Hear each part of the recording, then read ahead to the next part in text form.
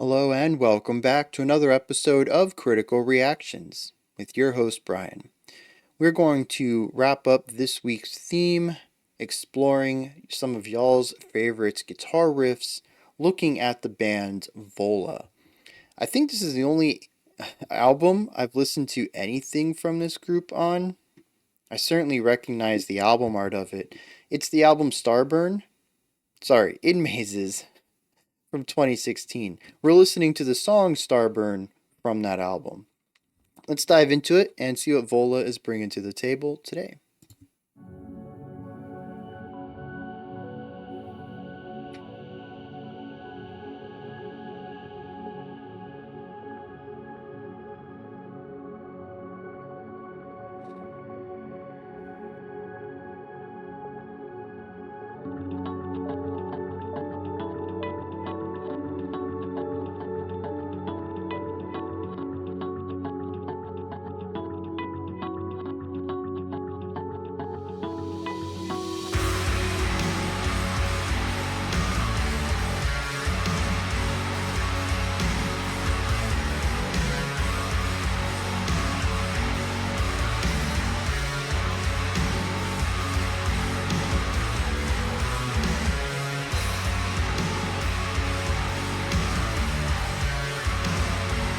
Yeah, very fun placement of accent points, and when we shift from the pedal tone to a higher note,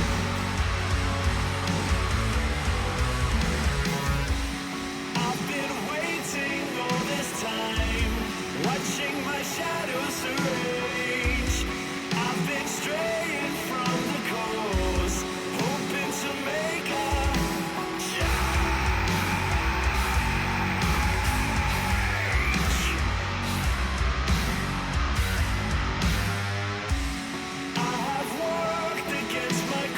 love the harmonics off on the side.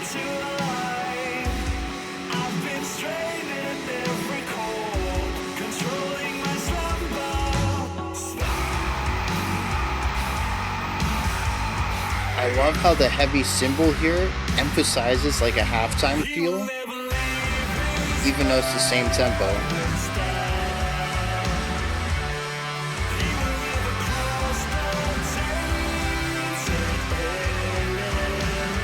Beautiful uplifting element to this. Yeah, just gorgeous.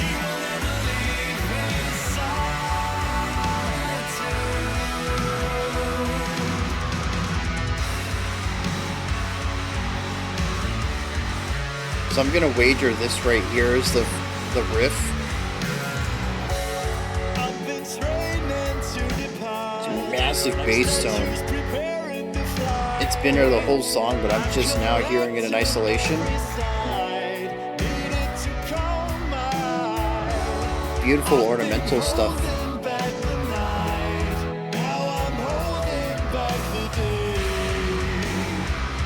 Nice harmony from the vocals in that last section too.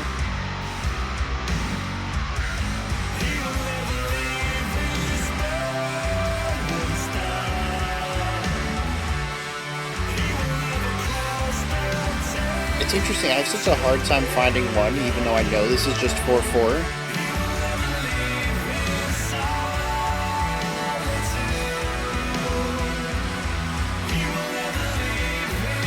Well, I should say I have a hard time finding one in New Ideas.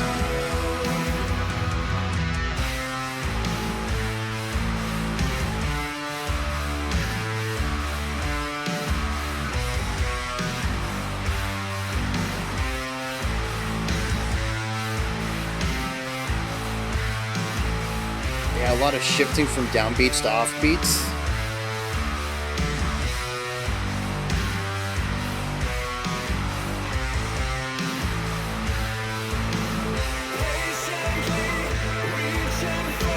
Oh, and it's moving.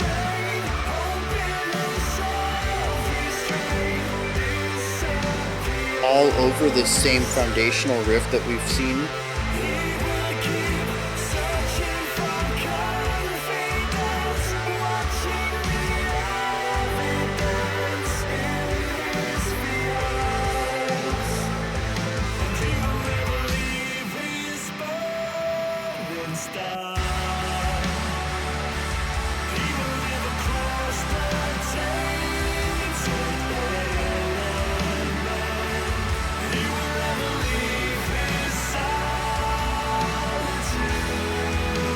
very comfortable. Aside from the noise from the guitars and the constant movement from the synth, it's a very soothing section.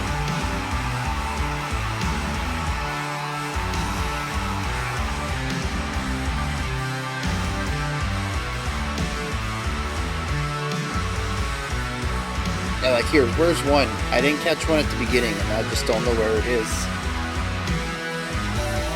Must be right there. 1, 2, 3, 4. Yeah, I think that's it.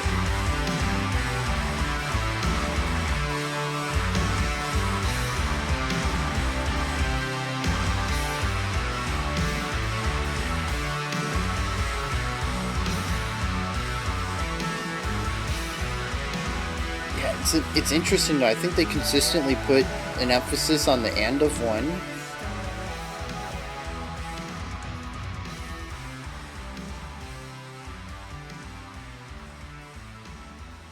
Oh no. It's because it's an emphasis on one on the first 4 beats, and on the second 4 beats it's an emphasis on 2. And yeah, so it feels like it's delayed. So it almost feels like instead of consistent 4/4, it's 5 and then 3. So it gives it like a push and pull. One bar feels a little longer, the other one feels a little shorter.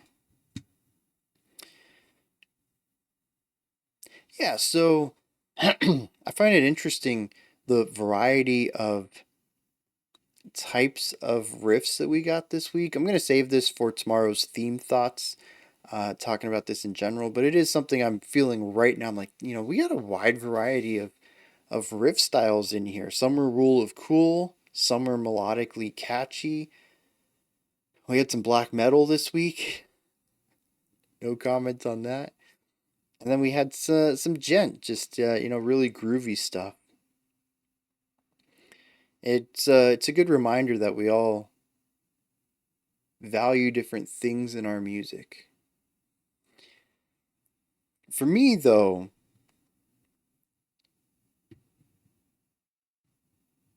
I enjoy what VOLA does. It's progressive metal focusing primarily on rhythmic stuff. Some of these sections feel very djenty to me, but it also pulls from an older prog rock style of harmonic writing. And I think that's what sets it apart for me. Because for the most part, we have the rhythmic chug, the groove, the asymmetric rhythmic ideas going on the bottom, the djenty stuff, right? That's our drums, that's the main guitar and bass idea. They provide this. But there's little ornamental things, sometimes chords, sometimes synthesizers that exist outside of that crafting and atmosphere. This is honestly a similar description to Tesseract, but VOLA just does it in a slightly different way. And I really appreciate that they put more emphasis on melody than I think Tesseract does, while not sacrificing too much of the atmospheric angle to it. But what they do in regards to melody to me feels like it harkens back to some of the 70s prog rock stuff, particularly with the wide vocal harmonies, counterpoint, and just some of the harmonies they use in general. The chords that they utilize make it feel less like metal and more like rock. And so I feel like they craft this very specific midpoint of the Venn diagram here of definitely being progressive metal. We have the heavy aggressive guitars, we have the progressive metal rhythmic ideas that are prevalent in djent, we have harsh vocals in here. It's definitely a metal song, but on the composition side, particularly looking at melody and harmony, it feels like they draw inspirations more from the rock world, not just from the 70s prog scene with bands like Genesis and King Crimson, but also from the modern prog rock world of bands like Leprous and Porcupine Tree. It's very cool to hear the midpoint of these two worlds where we have the rule of cool, hyper groovy, aggressive sounds being paired with these gorgeous expanded harmonic elements.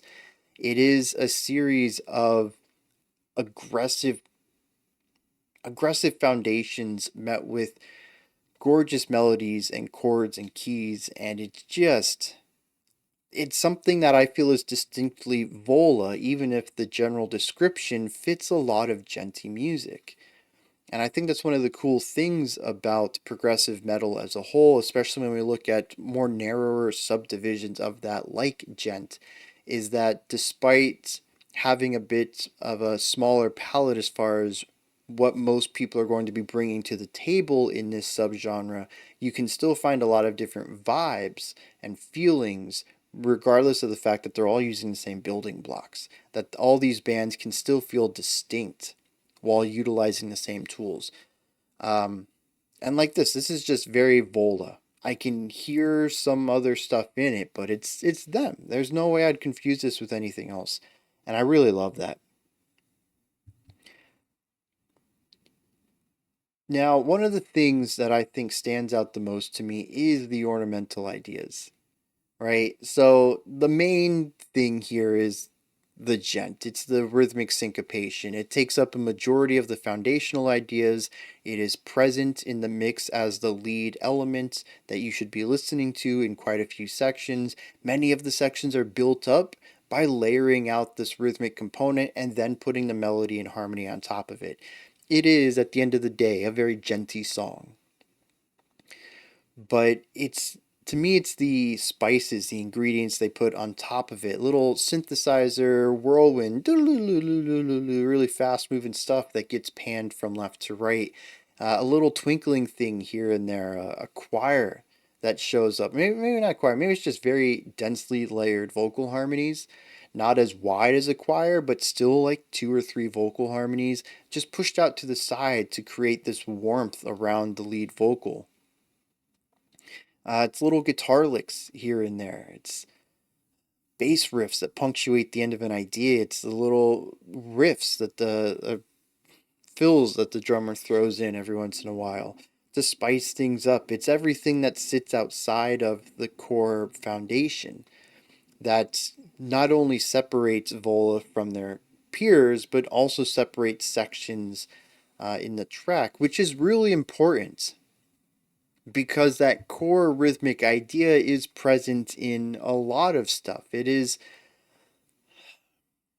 certainly a type of heartbeat for the song, something that is persistent through most of it, but there is enough variation in the ideas that I'd say it's not something that is consistently presented throughout the song. However, it does show up in quite a few places enough that I might even be willing to call it a rhythmic motif. And the fact that it is pitched, we have the bum bum bum bum bum bum bum bum. There are pitches to it. It is a riff. It is a melody of sorts. I just call it a straightforward motif. It presents itself in enough places that I recognize. I'm like, oh, there's our intro thing again, but it's has a different vocal melody on top of it. It's paired with a different ornamental thing. It's in a different atmosphere. It has a different emotion tied to it. It's very cool to hear them do this. There really is, I think, only two or three rhythmic ideas that are utilized on this track, and we just cycle between them over and over, putting new things on top of it. The song ends up to me feeling a bit more linear. It's difficult for me to gauge exactly what section we're in and how the sections are related to each other, but I can certainly feel that this rhythmic pulse ends up being represented throughout the track in various ways. And I'm like, oh, that's that one. Oh, we're back to this one. Oh, we're going to this one again. That's a new one. And so it's cool that the foundation feels it feels repetitive. It feels like what a foundation should be, right? Solid ground for you to get your feet down on. That's sort of what it feels like. The everything above that is always changing. It's ever shifting. Brand new ideas, brand new melodies, brand new timbres, instruments, sounds, but the foundation is stable. There's a couple of ideas that flesh out all of the foundations for this track, and it allows the listener that no matter what the rest of the song is doing to find something familiar within the chaos of it all. Not that the song's chaotic, but that the song introduces a lot of new ideas throughout it. And so there is this one consistency throughout. And I really love that. Even when a new section comes in and they build up from the rhythmic syncopation, and I'm like, oh, that's the guitar part again. It really doesn't take long before they get into the groove, and then they bring in something new on top of it. So every build up, even if it is familiar, leads to something new. And I think that this concept of diversity, of always bringing new ideas to the table, is what kept me interested in it for so long, despite the foundation of the song, the bottom part of it, consistently being something that I found familiar. Even if it wasn't something that was reused, maybe it's just a brand new take on it, a variation on the idea, it's still a lot of it is this rhythmic syncopation. But the rhythmic syncopation brings its own element as well, because while I think the pitches are the same in a couple of the sections, the accentuation points are not. And that what I mean by that is what the guitarist plays, the notes, the order of the notes, the length of the notes might all be the same, but which note that he hits harder than the rest changes. And so it changes the flow, the feeling of many of these sections. I don't know if that's 100% accurate. It could be that each of the um, different riffs all have their own unique rhythmic feeling to them. Regardless, what happens is that even when I listen to a section, I'm like, oh, okay, another rhythmic syncopated thing. It has a different syncopation and it can be paired against a different drum pattern, which creates a massive variety of feelings, rhythmic feelings throughout this track. And that's what left me confused in many sections. I could usually find the groove, but I could not find the phrase.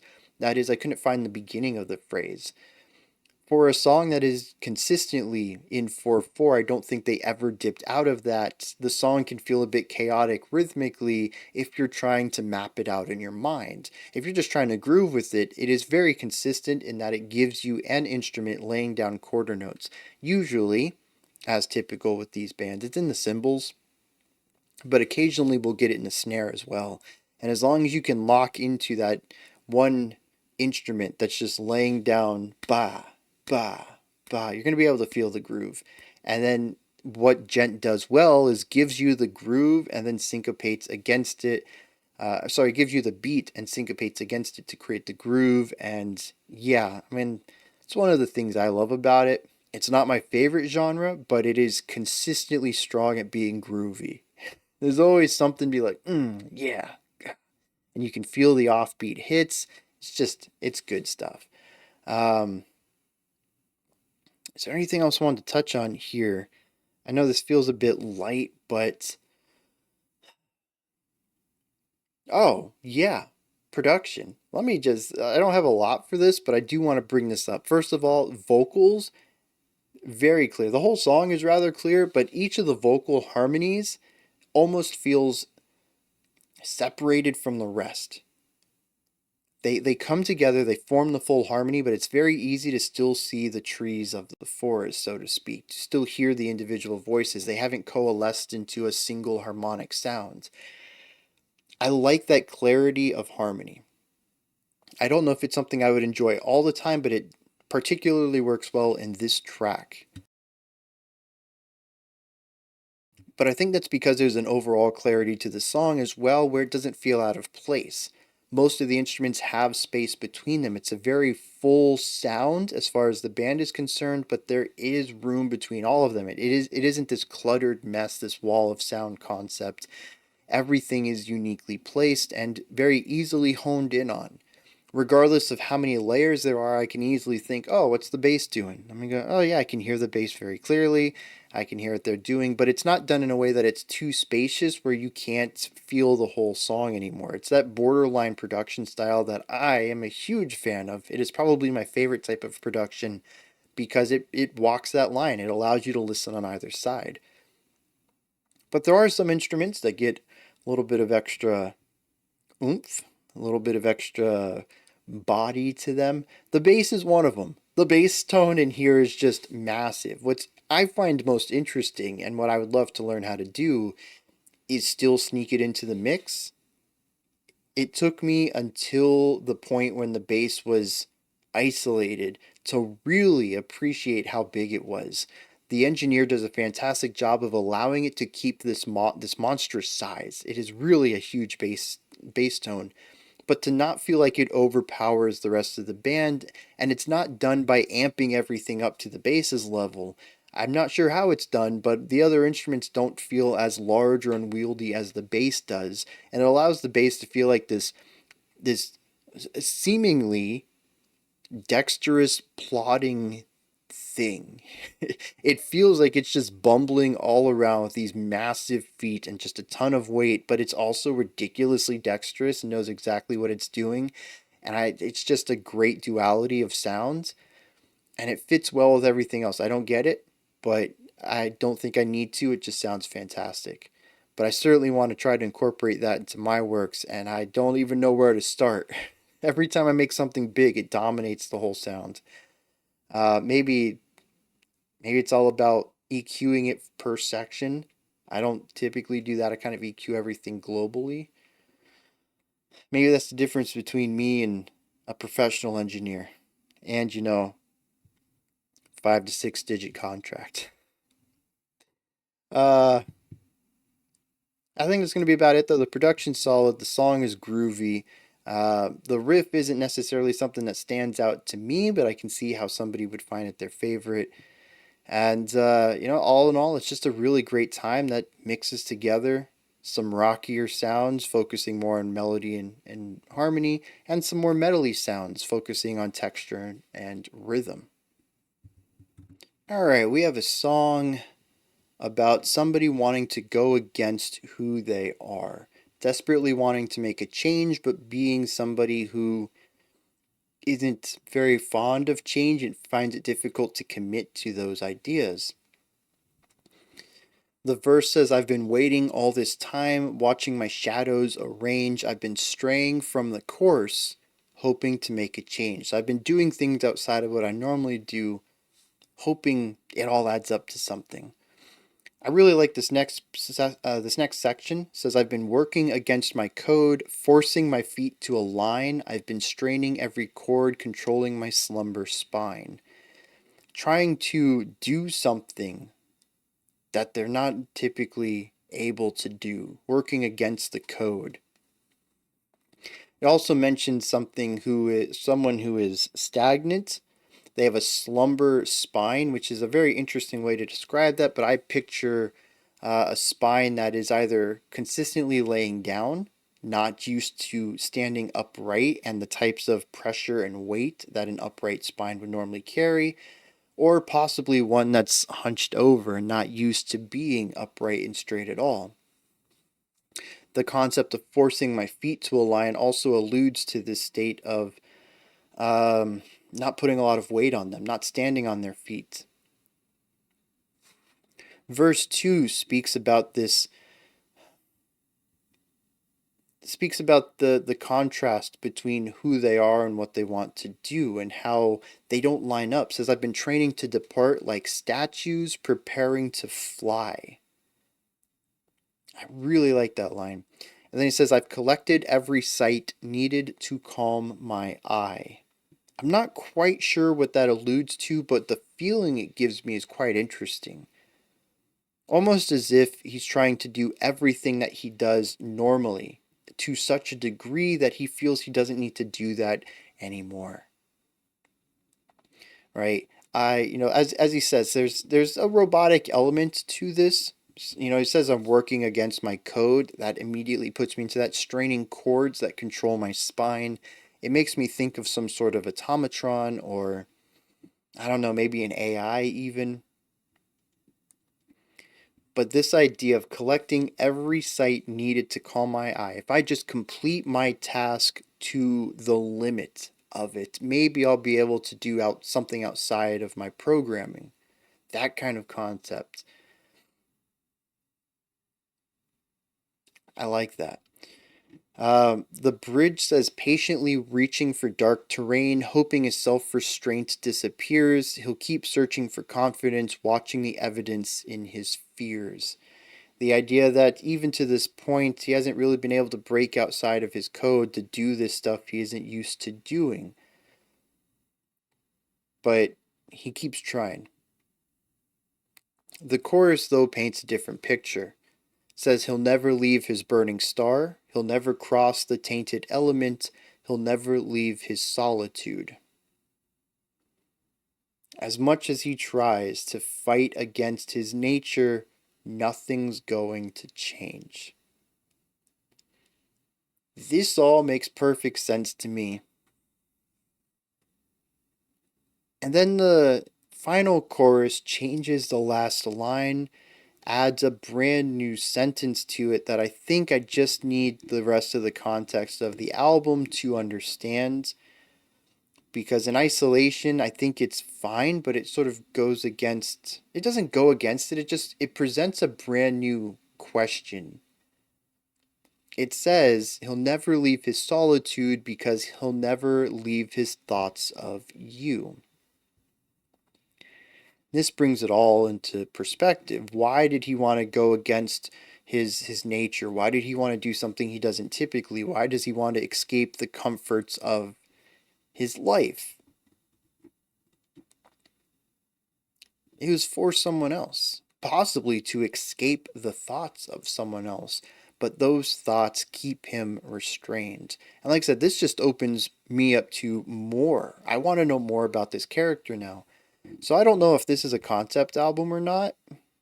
Progressive metal bands love concept albums, so it might be.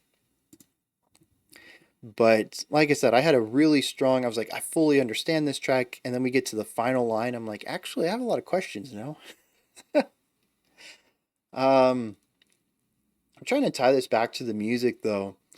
And I don't know that I have any thoughts there. Maybe given another listen or two, I might be able to pull some stuff together. But on the surface, this is just a djenty kind of progressive metal song. It has some nice atmospheres to it, but I don't really pair much of this concept of trying to break outside your nature and do things that are not typically something you do with the musical elements, which are very beautiful and groovy and feels very natural to exist like that. So I'm not sure that there are any thematic ties between them. I don't know. This is where you all come in, though. Those are my thoughts. VOLA's Starburn. Let me know if you have a different take on this song, musically or lyrically or anywhere in between. Let me know if you agree with what I said, disagree with what I said, have your own perspectives or opinions on it. Drop all that stuff down in the comments section.